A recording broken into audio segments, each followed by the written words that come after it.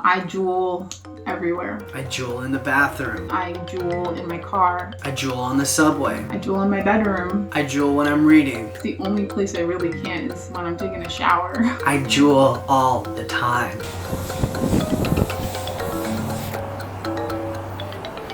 If you don't know what the Juul is, it's a thumb drive looking device. It's an electronic cigarette packing a high dosage of nicotine. I smoked cigarettes before switching to the Juul, but what scares me is a lot of people who never smoked before picking up the Juul thinking it's not dangerous. I wanted to understand the impacts of nicotine addiction, so I talked to a psychiatrist. My name is Dr. Sarper Taskiran. I'm a child and adolescent psychiatrist at the Child Mind Institute. So I started smoking when I was 14 years old. I started smoking because one of my friends, I remember she had a pack of smokes. I'm not sure exactly where she got them because she was young too. I started smoking the Juul about a year ago. I was out at the bars with my friends. One of them had a Juul. I hit it, and I was like, dang. It was instantaneous. Like, I was hooked right away. I do go through a pot and a half, maybe two a day, depending on like what's going on in my day. And they say a pod is about the equivalent of a pack of cigarettes.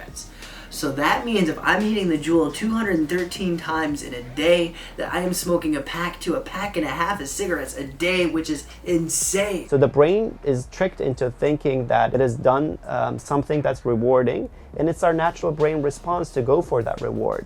So that's why it's very addicting, and that's why when you don't hit the Juul, your brain constantly sends that feedback, get it again, in order to feel that way again. What I've noticed with the Juul in comparison to traditional, smoking is that a cigarette, you've got this cigarette, you smoke it, it's done, you put it out, and then you're good for a few hours or whatnot. With this, it's kind of like a continuous thing. When chronically used, nicotine causes actually a decrease in concentration, and you will go for nicotine in order to get yourself to the same level. So I can't focus, I'm anxious, I'm stressed. It definitely has been having some sort of negative impact on me. I am ready to quit. What can we expect from when we quit the Juul? The moment you stop, in about 2 hours or so, you're gonna start having cravings. All I want is a pull of that Juul to help calm me down, but I can't have it. The second or the third day is the hardest, After today, hopefully things will start to become a little bit easier. but then you're gonna get through that hurdle, Lungs are feeling a little bit better, brain's feeling a little bit better. We got this. and over time you're gonna feel definitely better. Good morning. Morning. How you feeling? I feel ready. I feel nervous. Same. First, I'm gonna drop this in my cat's poop box. Then I'm gonna go for a run. I can't even finish my full run because my lungs hurt so much I can't breathe. I'm probably going to chew a lot of gum. To the point where like my jaw hurts a little bit. Then I'm gonna keep myself distracted. Yesterday when I was trying to read on the couch, the cravings were really bad, so I got out of the house to distract myself. I think I'll probably also go for a walk, try to stay active. Well, are you ready to do this? Yeah. All right. Yeah. Let's take one last drag together. Okay. Then we're done. I would say that things have gone very well for a first day. Honestly, it's not nearly as terrible as I thought it would be. I'm definitely eating and craving a lot, but I'm finding ways to combat the cravings. I tossed my Juul out this morning, so not having it has given me a huge sense of relief, but at the same time it's giving me a lot of anxieties. I keep reaching for my pocket to grab my Juul and it's not there, so this is very ingrained in my subconscious and my routine. Day one, no Juul. It's the morning of the second day. My brain woke me up at 5 a.m. because I was like, yo, dude, where's that nicotine? So I'm just chomping on this damn chopstick. The first thing I did when I woke up and opened my eyes was I reached for the Juul, and then I realized, oh right, I don't have it anymore. I just kept having cravings when I was reading at home, so I wanted to read in the library.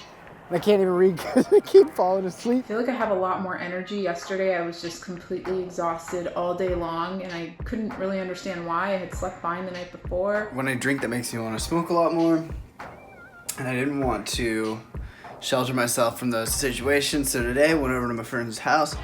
The alcohol is flowing, the Juuls are pulling, people are getting nicotine hits left and right. And it's really tempting, but I am keeping away from the Juul.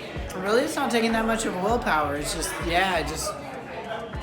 Don't want to do it. It's day 3 of the quitting the Juul challenge. I'm feeling very good right now. I feel like I don't need it at all at this point. So I'd gotten into the habit of smoking my Juul in the movies, which is dumb and you should not do it.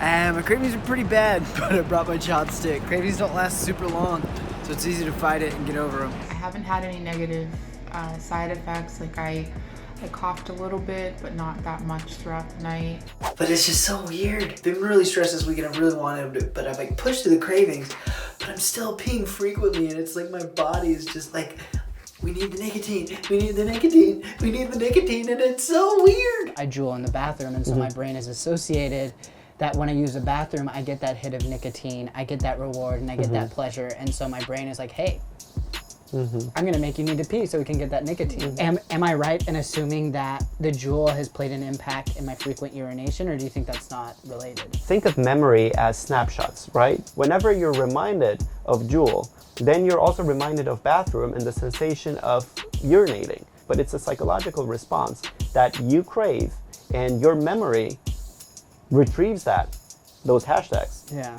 And then you find yourself in the bathroom. Wow. Things are very hectic right now. We have exams and papers that are due and things like that. So I know that's usually when my levels of stress are like through the roof, but I do not think that I'm going to revert to vaping.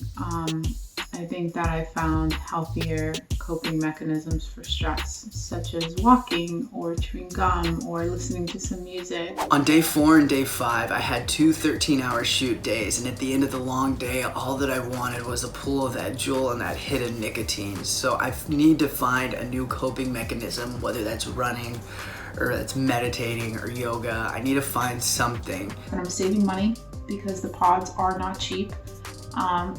Especially for someone who vaped as regularly as I did. People say that it's a vapor, and I hear you saying it's a vapor. It's actually not a vapor.